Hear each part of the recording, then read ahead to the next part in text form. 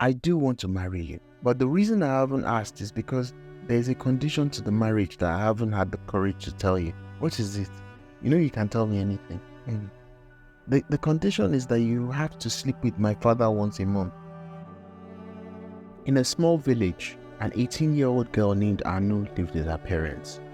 At an age when many of her age mates were already married, Anu had no choice but to focus on survival rather than marriage due to her family's poverty.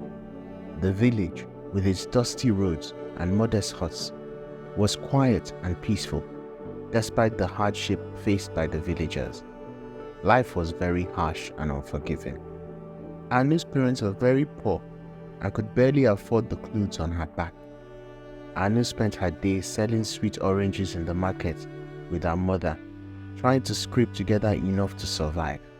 Anu, make sure those oranges are neatly arranged, her mother said gently as they set up their store.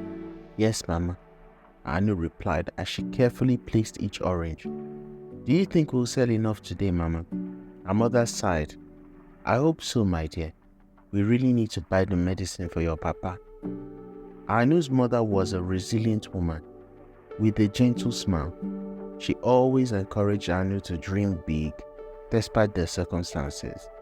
Anu had a few close friends in the village, and they would often gather by the river to share their hopes and fears. These moments provided a brief escape from their daily struggles. But as Anu grew older, the weight of her responsibilities became more pressing. Her parents' health was deteriorating, and the burden of providing for the family increasingly fell on her young shoulders. Do you think you'll ever leave, Anu? Asked her friend Tunde as they sat by the river one evening. Sometimes, but I can't leave Mama and Papa, they need me. But what about your dreams? You deserve a chance at a better life. Maybe one day, Tunde. Maybe one day. As the years went by, Anu's family struggles became more intense. One day, after a very hard day at the market, Anu made the decision to leave the village for the city because she knew something had to change and didn't see anything changing if she stayed. She kissed her parents goodbye, promising to return or send enough money to change their lives. Be careful, Anu, her father said. Remember, we love you. I will, Papa. I promise things will get better soon. The bus ride to the city was long and filled with a mix of excitement and fear. Anu watched the landscape change from green fields to endless rows of buildings, feeling a pang of anxiety in her chest. The city, with its towering skyscrapers and constant buzz of activity, was a very different contrast to the quietness of her village. When she arrived in the city, Anu was immediately overwhelmed by its scale and noise. The city's bright lights and crowded streets made her very nervous. She spent her first few days wandering the city, looking for work. She tried her hand at various jobs, from washing dishes in a small restaurant to cleaning houses, but nothing paid enough to support her family back home. Desperation started to creep in as Anu's small savings began to run out. She found herself in the red light district, an area she heard about but never imagined she would end up in. The harsh reality of this new environment hit her very hard. She met other women who shared stories of survival, and though they were kind, the reality was grim. I don't know if I can do this, Anu confided in one of the women, a kind-hearted woman named Tola. It's hard, but we do what we must to survive. The money is good, but you have to be very careful, Tola replied gently. Anu spent a week on the street, but was ignored and overlooked by potential clients. One night, an expensive car pulled up beside her. A young man named Bayo invited her in. He seemed like a kind man, and Anu wondered what a man like that was doing in the red light district. Are you okay? You look like you need help, Bayo said, his voice filled with genuine concern. I just don't know what to do anymore, Anu admitted, as her eyes started to well up with tears. Come with me, let's talk, Bayo offered as he opened his car door. Anu was hesitant, but she followed Bayo. Bayo took Anu to his home, a spacious apartment with modern furnishings that felt alien to her. They spent the entire night talking. Why are you helping me? Anu asked, as suspicion laced her voice. Bayo replied, I see something in you. I think you deserve a chance at a better life. Bayo didn't seek her services. Instead, he listened to her story and offered her money.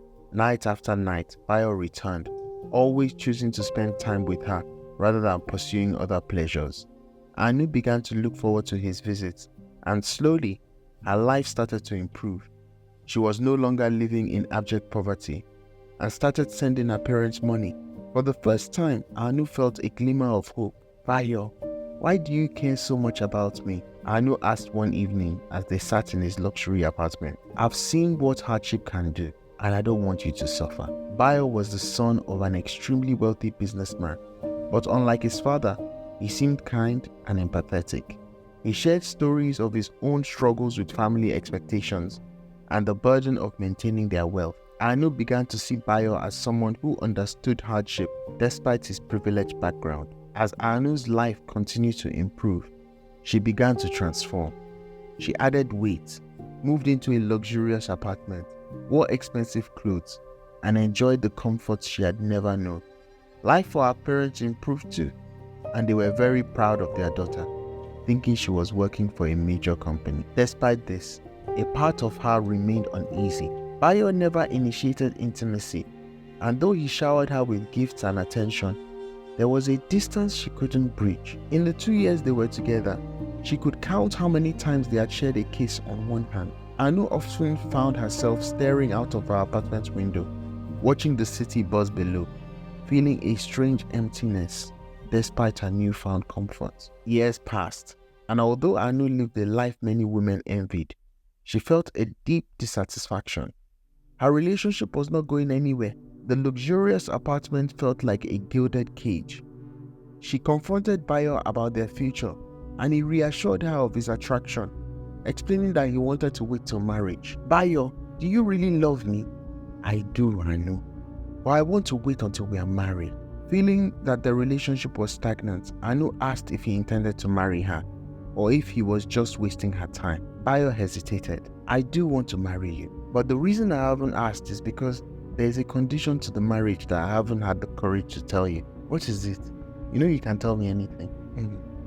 The condition is that you have to sleep with my father once a month. If you don't agree, we have to break up and you will have to return everything I've given you so far. The cars, the house, the clothes, the jewelry, everything. You want me to sleep with your father? Are you okay? Look, it's complicated. It's a family tradition. If you don't, we can't be together. The internal struggle Anu faced was immense. She remembered the poverty and hardship of life back in her village. Her parents also now lived a comfortable life. The thought of losing everything she had gained was very scary. She told Bayo she would have to think about it. And after much contemplation and many sleepless nights, she accepted the condition. She could not return to living the way she was before. A few months later, Bayo and Anu got married in a very lavish and grand ceremony. After the reception, Bayo's father, Chief Ojo, an imposing figure of a man, came up to her. Congratulations, my dear. Welcome to the family. Thank you, sir, for everything. No problem. Come with me. Anu looked back at Bayo with a nervous look, but followed Chief Ojo. He led her to a discreet room and told her to twirl. When she did, he smiled and had a lustful look on his face. Take off the dress and your underwear. As Anu began removing her wedding dress, her heart was racing and she began panicking. But she remembered the bargain she had made with Bayo, and out of fear, she did everything Chief Ojo asked. This was the first time she had ever been with any man, and the whole experience made her feel unclean and shameful. How could this be the way her wedding night would end? She sobbed uncontrollably that night, and Bayo didn't say a word. Her encounters with Chief Ojo every month were dreadful. Every time she visited his grand mansion and slept with him, she felt energy draining and her youthful appearance fading. Anu tried to distance herself emotionally from the experience, but the toll it took on her was undeniable. She knew something was wrong. Her suspicions of Bayo grew as he was perfectly calm about the whole situation. He never brought it up, and she became determined to get answers. Anu confronted Bayo about her deteriorating health and strange occurrences. But he dismissed her concerns. Why won't you tell me what's going on, Bayo? I feel like I'm dying. It's all in your head, Anu. You're fine. Desperate for answers, she devised a plan. One night, she drugged Bayo and tied him up. When he awoke, he found himself at her mercy. Anu grabbed the kitchen knife and threatened to start cutting Bayo if he did not start talking. Anu, what are you doing? Untie me. Tell me the truth, Bayo. What's happening to me? Bayo was scared. He had never seen Anu in this state. But he knew that if she could tie him up, she was capable of anything. So he confessed everything. Our family's wealth comes from a very dark pact my father made many years ago. My father needs virgin girls to sustain his wealth and power. Once he sleeps with a virgin girl, he takes some of their life force, which tops up his power and wealth. This is why you always feel drained after you sleep with him. My rule has always been to find the girls that are easy targets and desperate. I'm sorry, but there's no escape. Anu was horrified and devastated. The love she thought she had found was built on a foundation of lies. Realizing the gravity of her situation, Anu knew she had to make a choice. How could you do this to me? I trusted you. I had no choice, Anu. This is how it's always been. I'm Chief's only child, and he threatened to cut me off if I didn't do it. Anu was torn between the life of luxury Bayo had provided and her own self-worth and integrity. She realized that the cost of her comfort was her soul, drained monthly by Bayo's father. Anu chose to stay, unable to face the return to poverty and hardship. Each month, she continued to wither, and her strength faded slowly. Anu's once bright future dimmed, and she became a shadow of her former self, bound by the chains of wealth and deceit. The months following Bayo's confession were a blur of confusion and heartache for Anu. She wandered through her luxurious apartment, feeling like a ghost in her own life. The once cherished opulence now felt like a prison. Every object was a reminder of the bondage she felt.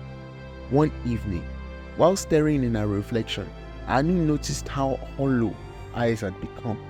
The vibrancy that once defined her had faded, replaced by an emptiness she could no longer ignore. As she touched her cheek, a spark of defiance flickered in her. She couldn't continue living this way. Anu decided she needed a plan, a way to break free from the situation she found herself in. Anu began seeking solace in her friends from the village. She had lost touch with them since she left, but she knew she couldn't do it alone. She sent a letter to Tunde, the only friend she trusted completely, asking for help. 2 weeks later, a reply came. Tunde's letter was filled with concern and encouragement. He offered to come to the city to support her. Tunde's words gave Anu a renewed sense of purpose. She decided to confront Bayo one last time. Bayo, I can't keep living like this. Bayo looked up from his desk, his face a mixture of surprise and sadness. Anu, we talked about this. There's no way out. There has to be. I can't let your father continue to drain my life. I deserve better than this. I know you do, Anu. But this pact is unbreakable. My father's power is too great. Anu left Bayo's office with a heavy heart, but a clear mind. She had to find another way. She began researching and speaking with herbalists. One of the herbalists she spoke to told her there was a ritual that could sever the bonds with evil forces, but it required a sacrifice of something of great personal value. Anu knew she had to try. The herbalist told her to return that night and to bring something of personal value to her that night, the night of the ritual. Anu and Tunde returned to the outskirts of the city. In Anu's hand was a small item from her past, a small one-family heirloom bracelet her mother had given her when she was a child. The herbalist began the ritual, chanting ancient words and lighting the candles. Anu felt a strange energy in the air, a pulsating force that seemed to grow stronger with each passing moment. As she placed the bracelet in the center of the ritual circle, a sudden gust of wind came into the room. For a moment, silence reigned. Then a deep guttural voice echoed through the grove. Who dares challenge the facts? Anu stepped forward, her heart pounding. I can't live in bondage anymore. A figure materialized before her, a shadowy form with the eyes that burned like embers. It was Bayo's father, or rather, something that had possessed him for so long. You are brave, but bravery alone cannot save you. I'm willing to sacrifice whatever it takes. All right, if you truly wish to be free, you must offer me something very precious to you. What will it be? Anu hesitated, knowing the price would be steep. She looked at Tunde, her loyal friend who stood by her side through everything. She then glanced at the bracelet, a symbol of her childhood and the love of her parents. With a heavy heart, she made the decision. I offer my memories of my family. Take them and release me from this curse. So be it. In an instant, Anu felt a searing pain in her mind, as if her very essence was being torn apart. Memories of her parents, the village, and her childhood began to fade, replaced by a numbing emptiness. Even the memories of Tunde faded away. When the pain subsided, she collapsed to the ground. Tunde rushed to her side, holding her as she trembled. The shadowy figure disappeared, its laughter lingering in the air. You are free, but the cost is yours to bear. When Anu woke up, she screamed. She didn't recognize Tunde. She wondered why she was in the woods with a stranger. She was so confused. Tunde explained everything to Anu, and all she could do was cry. As dawn broke, Anu and Tunde made their way back to the city. Anu felt a profound sense of loss, but also a strange lightness. She was free, but her past was now a blur, a collection of hazy images and distant emotions. With the burden of the pack lifted, Anu began to rebuild her life. She decided to leave the city and start afresh. Tunde, ever supporting, accompanied her, and together they journeyed to a new village where they hoped to find peace and purpose. Anu found work in a small school teaching children. Tunde and Anu married, and though her memories of her own family were gone, the values they had instilled in her remained, and she found hope in knowing that she could instill these values in her children. Anu's story is a very important warning of the dangers of sacrificing one's soul for material gain. I mean, in this day and age, everyone seems to chase money and ignore their morals and values just to have wealth and popularity.